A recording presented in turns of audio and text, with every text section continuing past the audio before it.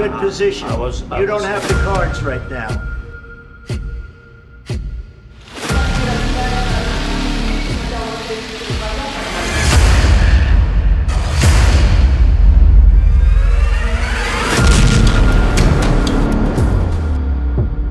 Ukraine के युद्ध को लेकर ट्रंप ने ज़ेलेंस्की को बहुत बुरा फंसा दिया है। You're gambling with World War III. फंसाया भी ऐसा कि ज़ेलेंस्की के चारों तरफ फैला ट्रैप गारंटी दे रहा है कि जीत पुतिन की ही होगी। अब ऐसा क्यों कहा जा रहा है, बहुत गौर से समझिए। डोनाल्ड ट्रंप ने कहा है कि कुछ जमीन ज़ेलेंस्की को पुतिन को देनी होगी और पुतिन को भी कुछ जमीन ज़ेलेंस्की को देनी होगी, यानी दोनों तरफ से जमीन का लेन देन होगा और इसी डील के तहत युद्ध विराम पर बात हो रही है। लेकिन बड़ा सवाल है कि जिस जमीन को लेकर डील हो रही है वो जमीन किसकी है? जाहिर है वो यूक्रेन है और ट्रंप अब यूक्रेन की जमीन ही पुतिन और ज़ेलेंस्की में बांटना चाहते हैं। तो सवाल है कि इसमें नफा किसका और नुकसान किसका? There'll be some land swapping going on. I know that through Russia and through conversations with everybody. To the good, for the good of Ukraine. Good stuff, not bad stuff. Also, some bad stuff for both. So there's good and there's bad. I believe wants to see peace and Zelensky wants to see peace. Now, Trump का युद्ध विराम पर deal वाला ये idea Zelensky के गले नहीं उतर रहा। ज़ेलेंस्की ने बहुत बड़ी वार्निंग दे दी है।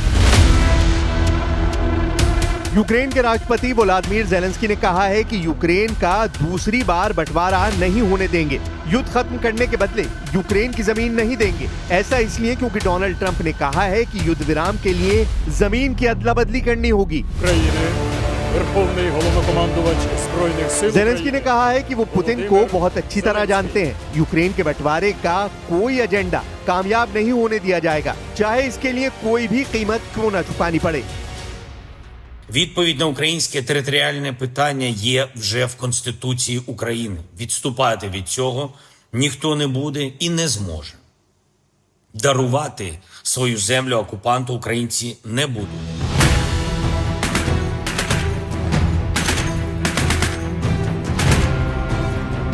ज़ेलेंस्की को हिम्मत खार्किव के फ्रंट पर तैनात दीदी ने दी है। इस महिला सैनिक का नाम दीदी है और इस वक्त के खार्किव के मोर्चे पर रूस के ड्रोन अटैक को रोकने वाले डिफेंस सिस्टम को ऑपरेट करती है। यूक्रेन की सैनिक दीदी 2 बच्चों की मां है। दीदी का कहना है कि ये जमीन उनकी है, वो इसे कभी दुश्मन के हवाले नहीं करेंगी। Ми прийшли захищати свої домівки. І якщо домівка знаходиться в Донецькій, Луганській області, тобто на окупованих територіях, то навіщо тоді людина сюди прийшла?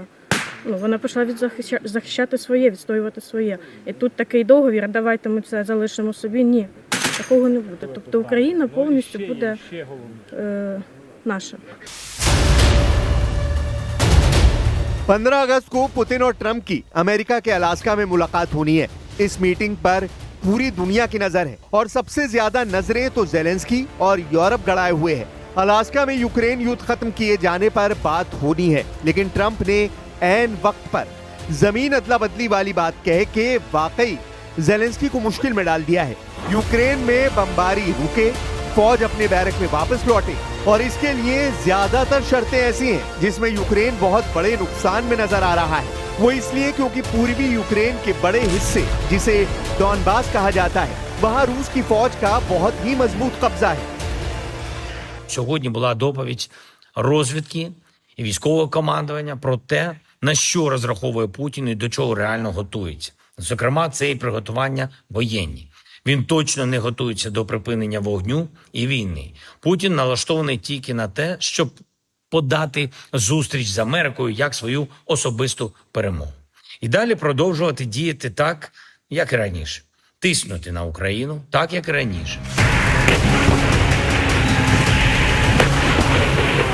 जुलाई के महीने में यूक्रेन पर रूस ने ऐसे हमले किए हैं जो पिछले 3.5 साल के दौरान ज़ेलेंस्की ने नहीं देखे थे। यही वजह है कि ज़ेलेंस्की को ट्रंप के वादों और डील पर यकीन नहीं हो रहा। वो तो पहले ही कह चुके हैं कि जिस बातचीत में यूक्रेन का दखल नहीं होगा वो बातचीत बेमानी होगी।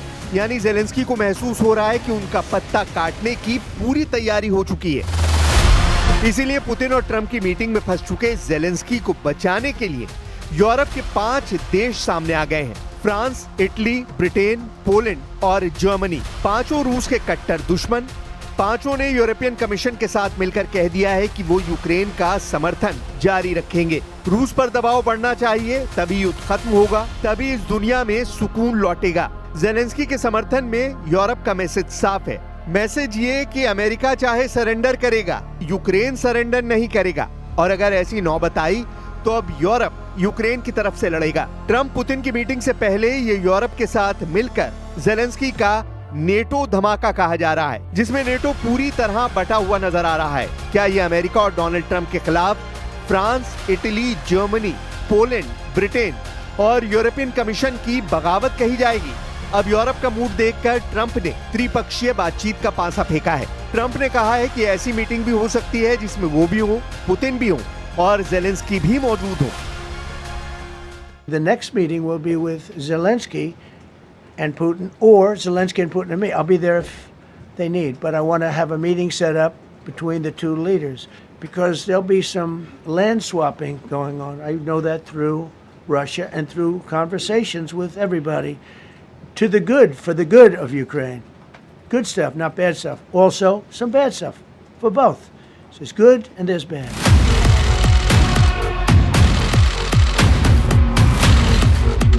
खबर है कि अलास्का की मीटिंग में पुतिन वादा कर सकते हैं कि वो यूक्रेन पर हवाई हमला नहीं करेंगे। रूस ने मई 2025 के बाद से यूक्रेन पर सबसे भारी हवाई हमले किए हैं। इनमें यूक्रेन की राजधानी कीव में ही 72 लोगों की जान गई है। पुतिन के हमलों को देखकर ट्रंप के भी होश उड़ गए और उन्होंने ये भी कहा है कि पुतिन के सिर पर खून सवार है। खौलते हुए यूक्रेन में अभी कितना बारूद है, इसका फैसला ट्रंप करेंगे। ये बात वो बार बार बता रहे हैं। यूक्रेन में युद्ध विराम वाली कोशिश में दखल देकर ट्रंप ने बता दिया है कि मोहर उन्हीं की लगेगी और जेलेंस्की को एहसास हो गया है कि ट्रंप की मोहर से फायदा सिर्फ पुतिन को होगा, क्योंकि जिस जमीन के लिए डील होगी वो तो यूक्रेन की ही है।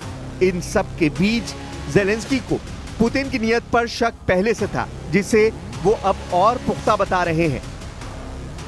Немає жодної ознаки, що росіяни отримали сигнали готуватись до післявоєнної ситуації. Поки що немає. Навпаки, вони переміщують свої війська та сили таким чином, щоб розпочати нові наступальні операції. Якщо хтось готується до миру, він цього не робить. Ми продовжуємо інформувати наших партнерів про реальну ситуацію на полі бою, в дипломатії. रूस का दावा है कि उसने पूर्वी यूक्रेन के डोनेस्क में एक बड़े इलाके पर कब्जा कर लिया है, जबकि यूक्रेन का दावा है कि उसने डोनेस्क में रूस के सभी हमलों को नाकाम कर दिया है। पुतिन के टारगेट पर पश्चिमी यूक्रेन की तरफ 4 बड़े सेंटर हैं। पहला है खार्किव, दूसरा है सूमे, तीसरा है डोनेस्क और चौथा है निप्रो नदी के किनारे पर ज़ैपोरिज़िया। इन चारों शहरों के आसपास बहुत बड़ी जंग चल रही है और जेलेंस्की जानते हैं कि अगर इनमें से एक भी मोर्चे पर वो हारे तो पुतिन के कब्जे में 50% यूक्रेन आने में बिल्कुल देर नहीं लगेगी। रूस की फौज आर्टिलरी का इस्तेमाल बहुत ज्यादा कर रही है। लंबी दूरी तक मार करने वाले रॉकेट दागे जा रहे हैं। साथ में ड्रोन ऑपरेशन भी तेज कर दिए गए हैं। इन सबके टारगेट पर यूक्रेन के फौजी ठिकाने हैं, जिनको हाल में नेटो की मदद के बाद मजबूती मिली है।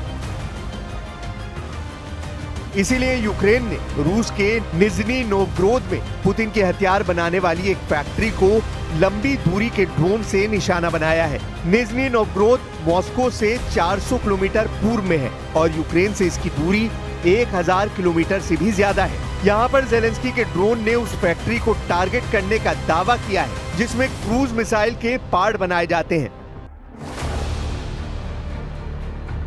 यूक्रेन के युद्ध को रोकने की ट्रंप ने कोशिश जरूर की है, लेकिन ऐन वक्त पर जेलेंस्की के ऐसे हमलों ने पुतिन का मूड बिगाड़ दिया है और फिर रूस की तरफ से यूक्रेन को ऐसी सजा मिली है जिसे रोकना नेटो के बस की बात भी नहीं है। सवाल है कि क्या इस बार अलास्का में होने वाली बैठक से पहले यूक्रेन कोई ऐसा ऑपरेशन कर सकता है जिससे पुतिन और ट्रंप की बैठक शुरू होने से पहले ही फेल हो जाए।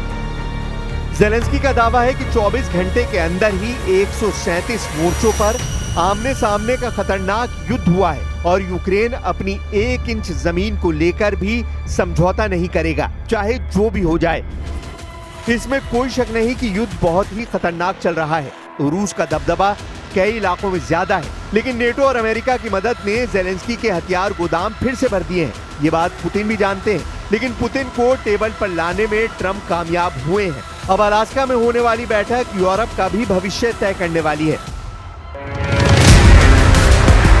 दोबारा राष्ट्रपति बनने के बाद ट्रंप और पुतिन के बीच अब तक 4 बार फोन पर बात हुई है। 12 फरवरी 2025 को ट्रंप और पुतिन के बीच यूक्रेन के मुद्दे पर बात हुई। 18 मार्च 2025 दोनों नेताओं के बीच फिर यूक्रेन पर बात हुई। युद्ध विराम का जिक्र हुआ। 19 मई 2025 इस दिन ट्रंप और पुतिन के बीच 2 घंटे से ज्यादा यूक्रेन और बाकी मुद्दों पर बात हुई। 4 जून 2025 इस दिन पुतिन और ट्रंप के बीच यूक्रेन ही नहीं, ईरान के मुद्दे पर भी बात हुई और 1 घंटे तक दोनों नेताओं ने बात की। इससे पहले अमेरिका और रूस के राष्ट्रपति के बीच आखिरी मुलाकात जून 2021 में हुई थी। तब ट्रंप नहीं बल्कि जो बाइडेन अमेरिका के राष्ट्रपति थे। यह मुलाकात स्विट्जरलैंड के जिनेवा में हुई थी। अब 4 सालों बाद पुतिन की मुलाकात ट्रंप से हो रही है, और वो भी अमेरिका के अलास्का की जमीन पर। वही अलास्का जो 150 साल पहले रूस का हिस्सा था।